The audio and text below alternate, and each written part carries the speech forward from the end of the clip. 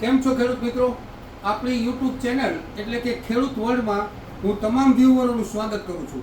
ખેડૂત મિત્રો, અત્યારે વરસાદની પરિસ્થિતિ છે અને મગફળી 35થી 40 દિવસની થઈ છે, એટલે ઘણા બધા ખેડૂતના પ્રશ્નો એવા હોય છે કે અમારે જમીનમાં માઇકોરાઇઝાના બેક્ટેરિયા નાખવા છે. તો આ માઇકોરાઇઝા બેક્ટેરિયા નાખવાથી શું ફાયદો થાય અને ક્યારે નાખવા અને કેટલા નાખવા, એના માટે આપણે આજે વિડીયો બનાવવાનો છે.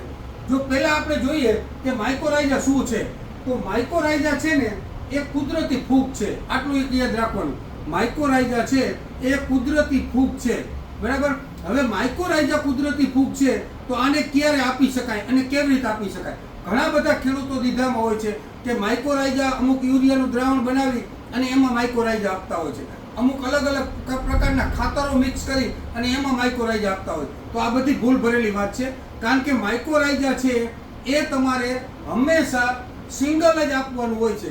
અને માઇકોરાઇઝાનો ડોઝ કેટલો છે કે અત્યારે સારી કંપની અને સ્ટાન્ડર્ડ લેવલના જે નેનો ટેકનોલોજી આવી છે એ માત્ર 100 ગ્રામ છે એ એકરે માઇકોરાઇઝા મગફળીમાં વાપરવાનું હોય છે, બરાબર. હવે બીજો મુદ્દો રહે, માઇકોરાઇઝા વાપરવું કેમ મહત્વનું છે?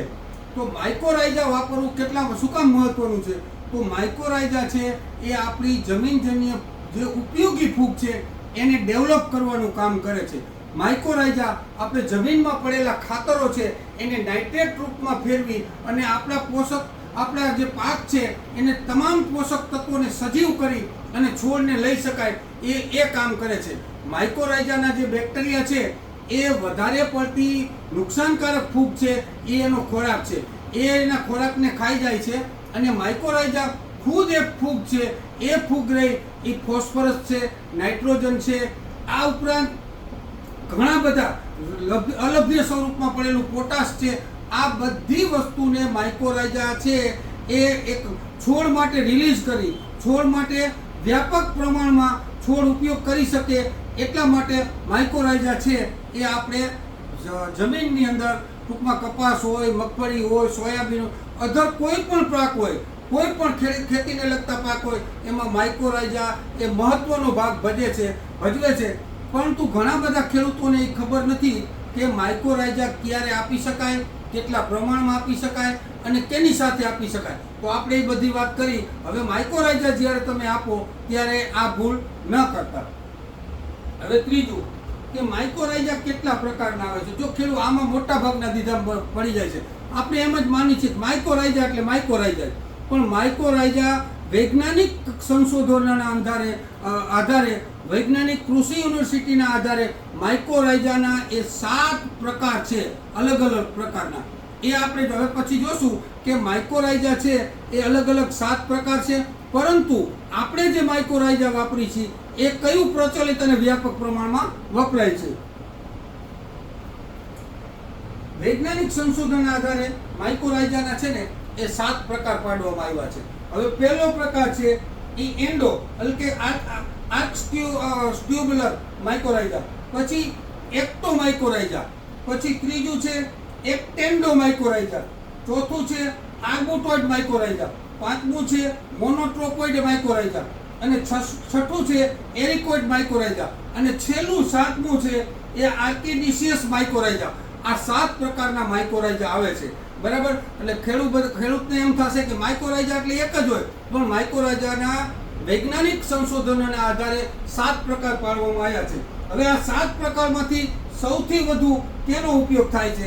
તો માઇકોરાઇઝા છે 7 પ્રકારના આવે છે, પરંતુ અત્યારે જે આપણે જમીનમાં નાખી છે ઘણી બધી કંપનીઓ સારા માઇકોરાઇઝા બનાવે છે. આ માઇકોરાઇઝા છે એમાં સૌથી પ્રચલિત આપણે વાપરી શકાય કયું માઇકોરાઇઝા? તો કે એન્ડોમોક્સિરીઝા માઇકોરાઇઝા છે એ અત્યારે વ્યાપક પ્રમાણ ચાલે છે. અને બીજું છે ઓર્કિડેસિયસ માઇકોરાઇઝા.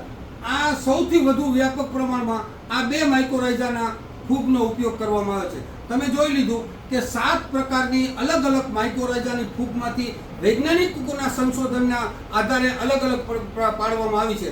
એમાં જે 7 પ્રકારની માઇકોરાઇઝાની ફૂગ છે એમાંથી માત્ર 2 પ્રકારની ફૂગ જ આપણે વાપરી શકીએ છીએ. એ એન્ડોમોક્સિરાઇઝા અને ઓર્કિડેસિયસ માઇકોરાઇઝા. આ 2 પ્રકારની ફૂગ જ આપણે જે માઇકોરાઇઝાના પેકેટ લઈ છીએ એમાં આવતી હોય છે. તો હવે ખેડૂત મિત્રો, આ તમે માઇક્રોરાઇઝાનું યાદ રાખજો. આપણે બધી માઇક્રોરાઇઝા વિશે ચર્ચા કરી, ક્યારે વાપરવું, કેટલું વાપરવું અને કયું વાપરવું. આડેધડ કોઈ માઇક્રોરાઇઝા ન લેતા. બધા માઇક્રોરાઇઝા આવે છે એ બધા સારા માઇક્રોરાઇઝા હોતા નથી, અને આવે બધાય માઇક્રોરાઇઝા એ બધાય માઇક્રોરાઇઝા ખરાબ પણ હોતા નથી. હું તમને આ એક બતાવું કે ક્યુરેટિવનું એક મારી પાસે માઇક્રોરાઇઝા છે આપણી દુકાને, બરાબર. આના મેં રિસર્ચ ઘણા બધા લીધા છે. મગફળીમાં લીધા છે, કપાસમાં લીધા છે, વેજીટેબલમાં લીધા છે, તરબૂચના પાકમાં લીધા છે. 110% આનું રિઝલ્ટ અમને મળ્યું છે. અને આ તમારે માત્ર 1 એકરની અંદર 100 ગ્રામ માઇક્રોરાઇઝા વાપરી અને ડ્રેન્ચિંગ કરી દેવાનું છે, અને સિંગલ જ વાપરવાનું છે. તો આપણે આ માઇક્રોરાઇઝા વિશેની આજે આપણી ચર્ચા હતી આટલી, અને આટલો જ વિડીયો બનાવવાનો છે. આપણો આ વિડીયો છે એ બીજા ખેડૂતના ગ્રુપ સુધી પહોંચાડી અને આપણા વિડીયોને ન જાણતા ખેડૂતો સુધી, તમારી પાસે જે ખેતીના ગ્રુપ હોય બધામાં પહોંચાડી આપણી આ ચેનલને સબસ્ક્રાઇબ કરી, લાઇક કરી અને બીજા ખેડૂત ગ્રુપ સુધી પહોંચાડજો, જેથી આપણને આવા અવનવા વિડીયો જાણવા મળે. ધન્યવાદ.